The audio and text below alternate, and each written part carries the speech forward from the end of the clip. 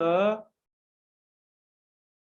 are discussing the difference between the physiosoftion and chemisoftion. Chemisoftion. It is arise when the observed molecule accumulate on the surface account of weak van der Waals force of attraction. ह्यामध्ये weak van der Waals force of attraction असतात आणि ह्यामध्ये chemical bond असतो. हा पहिला point होता मुलांनो. Adsorbed आणि अब्झॉर्बंट मध्ये weak van der Waals force असतात, त्याच्यामध्ये केमिकल बॉन्ड असतो. क्लिअर आहे पहिला पॉइंट. चला proceed for the second point. Second point start करतो मुलांनो. घ्या आता second point. Yes, second point. कधी पण आपल्याला लक्षात ठेवा मुलांनो, फिजिओ ऑब्सॉर्प्शन आणि केमी ऑब्सॉर्प्शन मध्ये नेमकं ठेवा. कधी पण आपल्याला केमिकलला जिंकवायचं आहे, फिजिकलला काय करायचं, हरवायचं आहे. केमिकलला जिंकवायचं आहे आणि फिजिकलला हरवायचं. लक्षात ठेवा. आता टेम्परेचर आहे, it occur at low temperature. It occur at low temperature. What do you think about this point, guys? Chemi absorption कुठे असेल? It occurs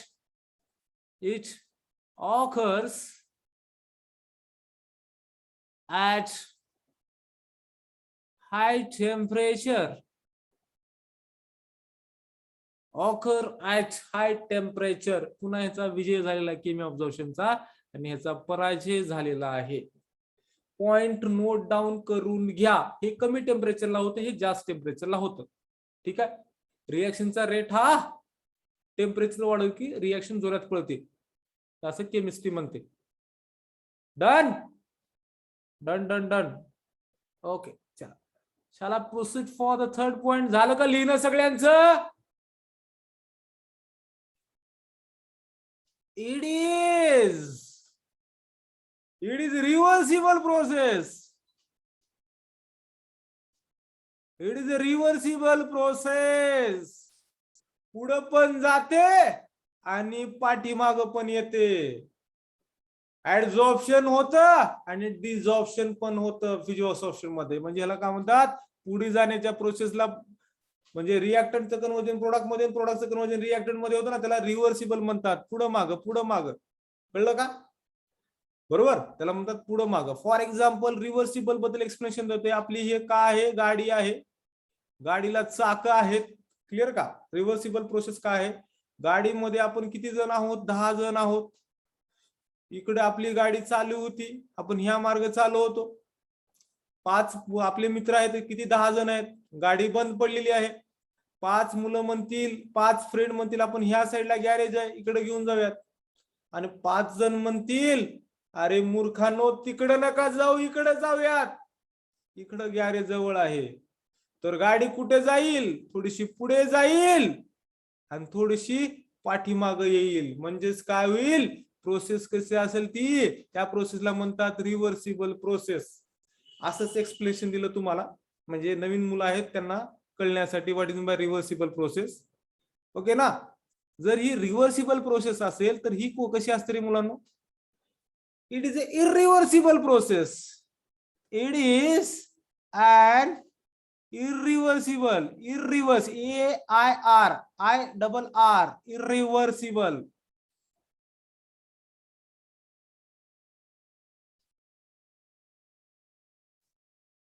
Irreversible process. लिहून घ्या तिसरा पॉइंट.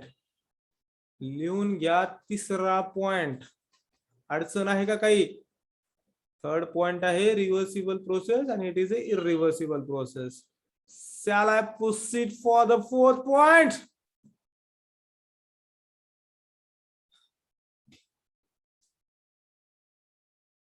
मुलांनो, इथे जे फिजिओसॉर्प्शन असतं हे ऍडझॉर्प्शनचाच प्रकार आहे. इथं कशा असतात मुलांनो, हे जर ठोकळा घेतला याच्यावरती मल्टीलेयर ऍडझॉर्ब होतात मुलांनो. किती लेयर ऍडझॉर्ब होतात?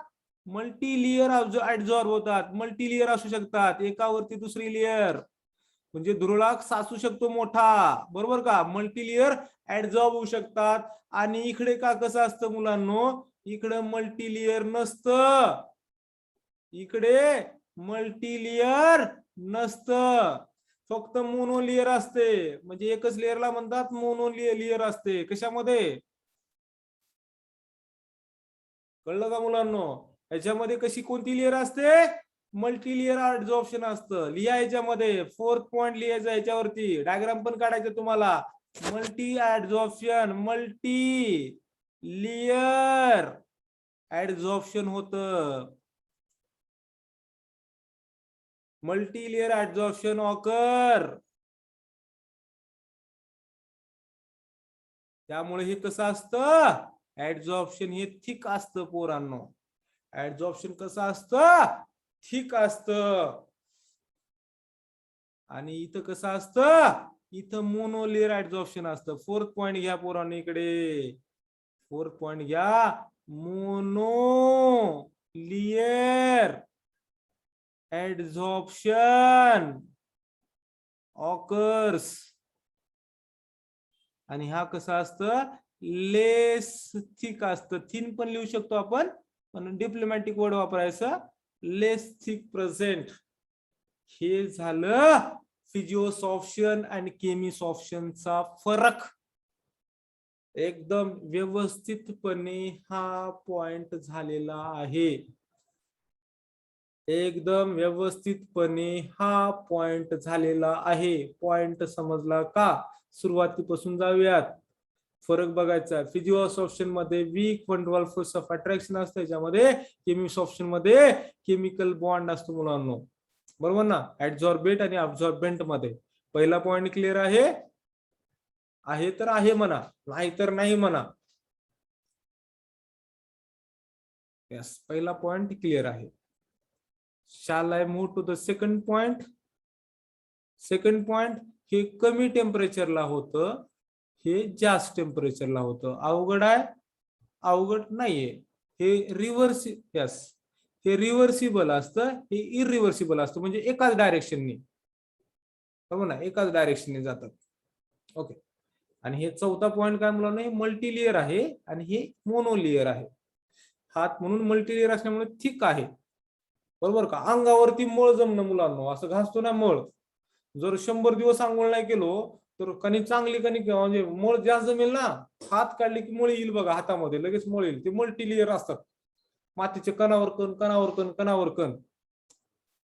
आणि मोनो लेअर म्हणजे कधीतरी अशा टाईपचं, म्हणजे कसं पण तुम्ही लक्षात ठेवू शकता. खूप सो हा पॉइंट क्लिअर झाला असेल गाइस. हा पॉइंट क्लिअर झाला असेल. काय अवघड आहे का रे पोरांनो?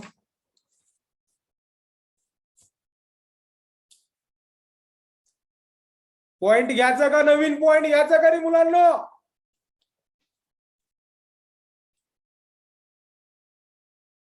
नवीन पॉइंट घ्यायचा का? हो का नो?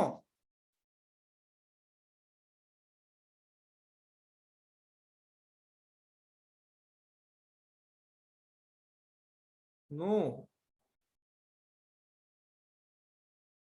No no. बर, मी ह्या कमेंटची लॅपटॉप वरती 3 बोट फिरवणार आहे आता. स्क्रीनशॉट घेतो. पुन्हा कुणाला घ्यायचं त्यांनी हात वरती करा. हात वरती इन द सेन्स तिथूनच